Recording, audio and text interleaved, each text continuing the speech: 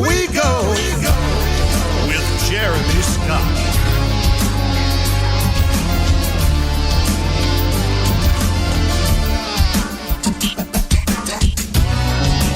You know, there are few things besides radio that allow us to directly communicate to the individual listener. That being you, friends. Welcome to the program. Somewhere between abnormal and paranormal, I am Jeremy Scott, and it is Parabnormal News Night. There's a lot happening out there, and it's 503-506-0396 inside or outside North America to join the program, and ITP51 on Skype. This weekend, we're going to be taking the show on the road to Oregon City. Going to be down at Nightmare on Main Street. 6th year they've been doing that event. It'll be our first time there. And we're going to talk with those who both investigate ghosts and those who have experienced ghosts. Well, anything paranormal we'll actually talk about on the program. But we're going to start a half hour early on Saturday night. So treat it like a weeknight show, except we're going to go longer than the 30 minutes. We'll be on at 6:30 Pacific, 9:30 Eastern. Saturday night for Nightmare on Main Street, live from Oregon City on Into the Parabnormal. Really looking forward to doing that. And the final news and note, which, of course, if you listen to the show, I do not do often. I'm not a news and notes kind of person. I'm usually a meat and potatoes kind of guy, and I'm not talking about food. I like to give you meat. I like to give you the hardcore content. But every once in a while, we need to make some announcements, and we need to just let folks know what's going on with the show. And so this month only this month, which means you have until Halloween, effectively, go to getthetea.com. That is get the tea, like tea that you're drinking. So TEA, getthetea.com, and you want to look for any products. Last month it was the Alley Beats. This month we're offering free shipping. Free shipping, no matter how much you order. Usually there's a limit. But if you go to getthetea.com and in the discount code box you put Jeremy27, Jeremy 27 at getthetea.com, you can get free shipping.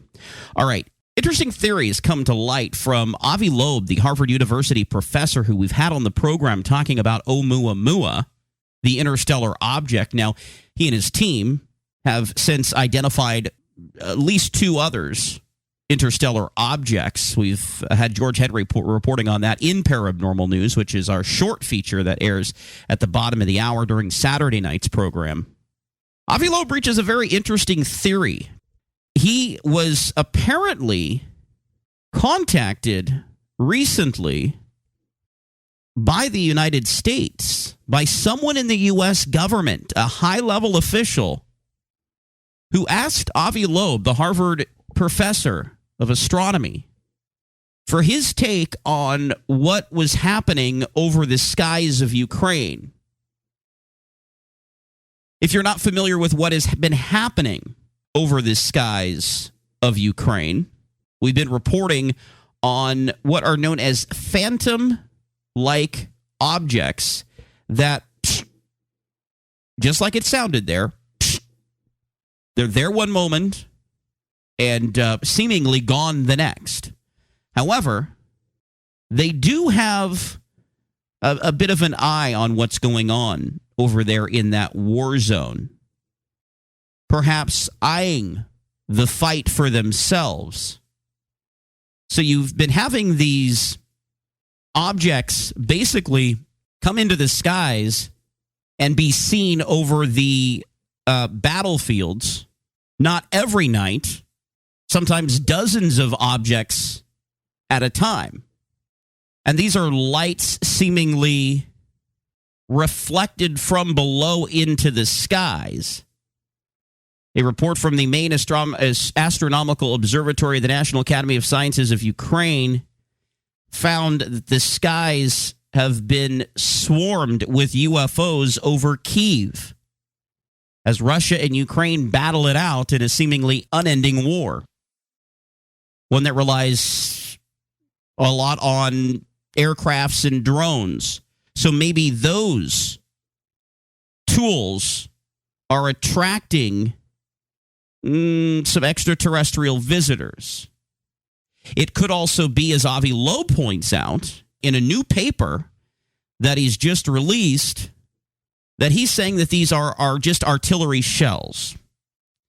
And when I posted this story over a month ago at parabnormalradio.com, folks were kind of split on it, not sure whether to think this was, UFO activity, whether they were interested in what was going on. And you might say, well, interested in what? Well, there's the nuclear aspect to this whole situation, right? So you have Russia not only warning the U.S. that there will be catastrophic consequences if it launches nuclear attack in Ukraine. There's some sort of spectacle happening in the air. Now, these could be artillery shells, but if they are artillery shells, then why aren't they seen every night? It's not something that happens every single night, at least from what I've heard. So if it was artillery shells, is it a break in the fighting? I don't know that it necessarily correlates. And so back to the theory of, really, why would these UFOs be interested in what's going on? Well, seemingly, I say, because I've heard mixed theories on this, that God wouldn't let a nuclear war happen. And I hope they're right. I really hope those people are right. And of course, only time will tell. However, it seems like between the situation with Taiwan, Russia, Ukraine, the U.S., and North Korea, just to name a few, it seems like we're reaching a boiling point. And so are these extraterrestrial craft of some kind? If you'd like to weigh in, it's 503-506-0396. Inside or outside North America, 503-506-0396. I'm interested in your theories. ITP51 on Skype. But if there was this nuclear war that was about ready to happen, perhaps these objects could be hanging out, whether piloted by extraterrestrials or not. We have heard reports of craft flying over nuclear weapons, such as Malmstrom, but there have been other instances, such as North Dakota at Minot Air Force Base, where the objects have flown over and have disabled those nuclear weapons. And we may have a situation here where extraterrestrial spacecraft are in the skies over Ukraine to prevent a nuclear war from happening. You have jurisdictions warning their populations to get ready for nuclear war. You have governments distributing those iodine pills to their citizens in preparation for a pending nuclear attack. And in case you missed it, the Emergency Management Office in New York City over the summer released a public service announcement.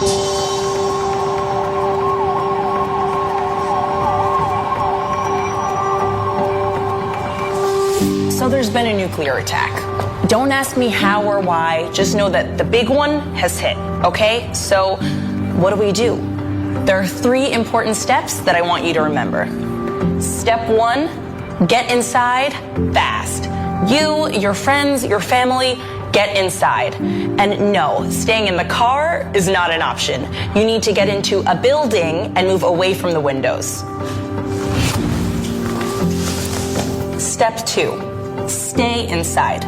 Shut all doors and windows. Have a basement? Head there. If you don't have one, get as far into the middle of the building as possible. If you were outside after the blast, get clean immediately.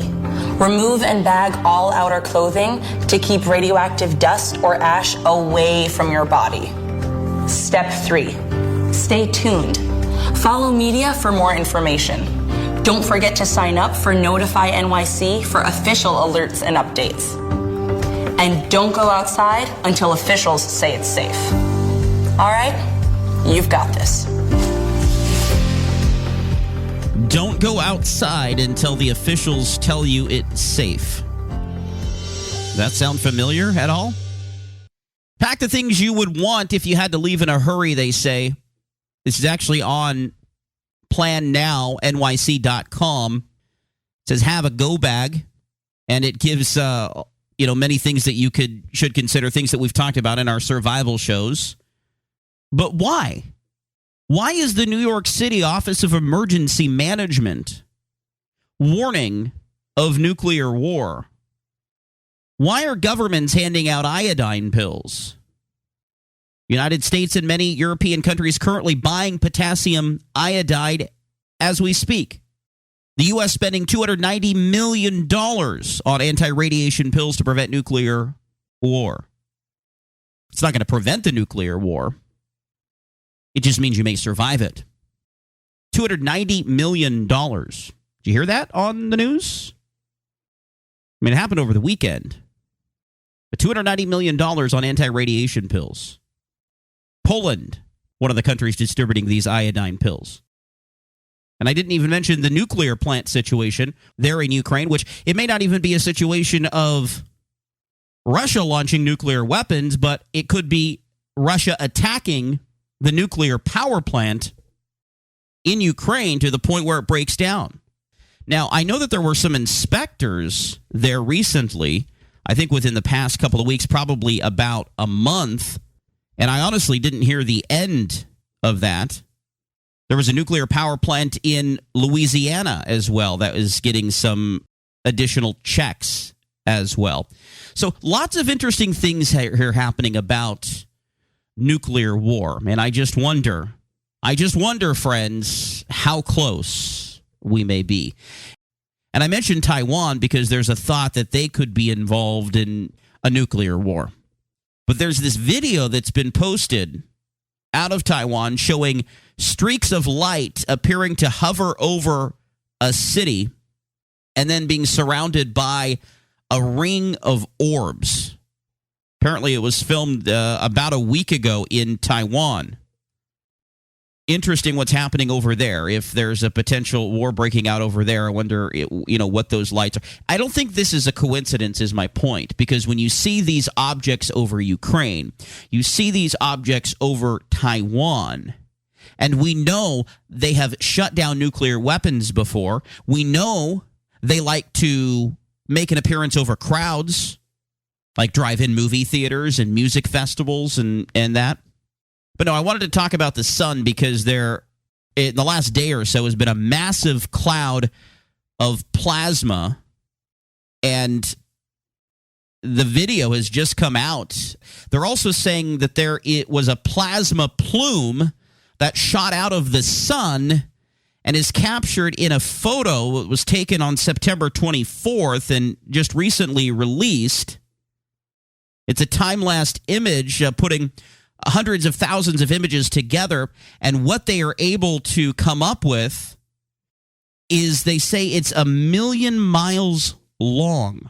I mean, can you imagine something 1 million miles long shooting out from the sun?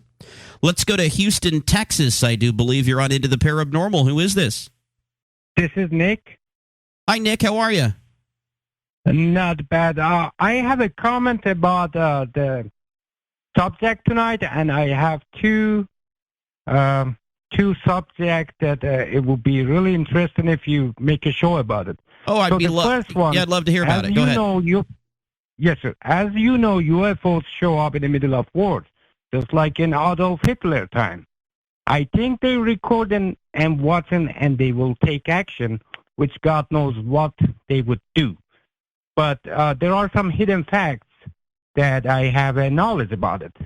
Zelensky gets a percentage of the cities being sold to investors in Europe. Billions of dollars going right and left, like a Maripol, sold for billions of dollars. They destroyed it completely.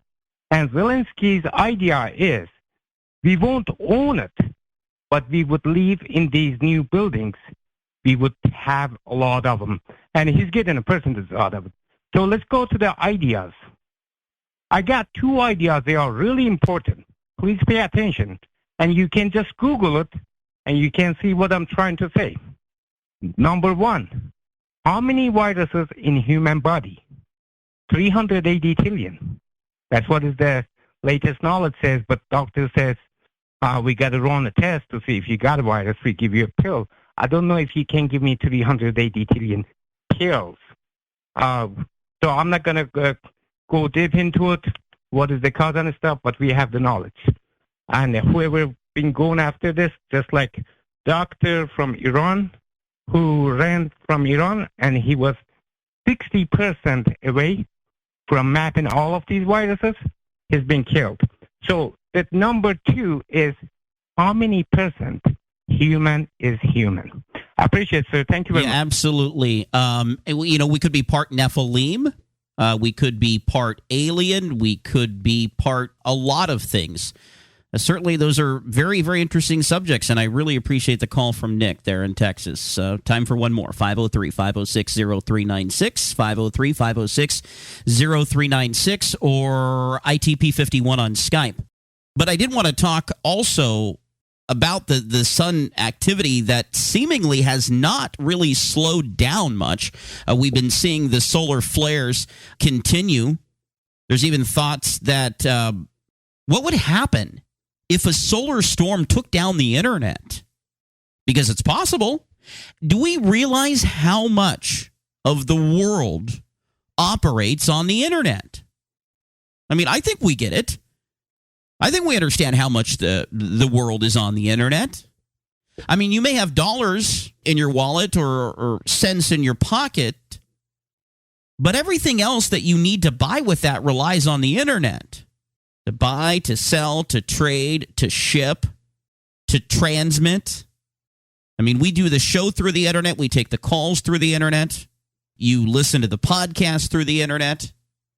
And particularly with some of these major solar flares that we've been seeing, such as a plasma plume 1 million miles shooting out of the sun. That is just unheard of. 1 million miles from the solar surface, this plume of plasma shoots off the sun September 24th. And that, they say, was just part of a minor solar storm. It was only a G1 class. Imagine if that thing had been X class or something of the kind. So the situation with the massive solar flares and the sunspots that's spitting debris at Earth is certainly something to keep our eyes on, as we've been keeping our eyes on for months here on the program, with that solar activity that is escalating far, far faster than even the forecasters expected. So there's something going on here. We may be on the precipice of an end-of-the-world situation on a variety of fronts. And mind you, I've never been an end-of-the-world kind of guy. I just haven't. We've talked, about Armageddon and about end of days many times on this program, but it really hasn't become real for me until like the last 2 years. It would have to be the COVID situation and about everything that has transpired since. And now we have all these catastrophes and crises on top of one another, from homelessness, crime, scarcity of food, drought. I mean, I could go on and on and on. The current war that is at play, the other conflicts that are playing out. If we're not wiped off the face of the planet one way, we might be wiped off the planet another way. And I am going to go back again to what Stephen Bassett told me Saturday night on this program. If nuclear war breaks out, disclosure is irrelevant. But if disclosure happens first, that may be what stops a nuclear war from happening. And if you pay attention, simultaneously, those two things are on the freeway side by side going down the same lane. Because disclosure efforts have been picking up dramatically, yet so has the propaganda and the threat and the counter threats of a nuclear war. I hope we gave you something to think about on the program. We'll talk to you again live on Thursday night, and we'll see you at Nightmare on Main Street in Oregon City, Oregon on Saturday night. For those local, 6:30 broadcast time. That's 9:30 Eastern, 6:30 Pacific. From the cold, dark depths of a secret dungeon somewhere deep in the remote Pacific Northwest, I am Jeremy Scott. Good evening and God bless.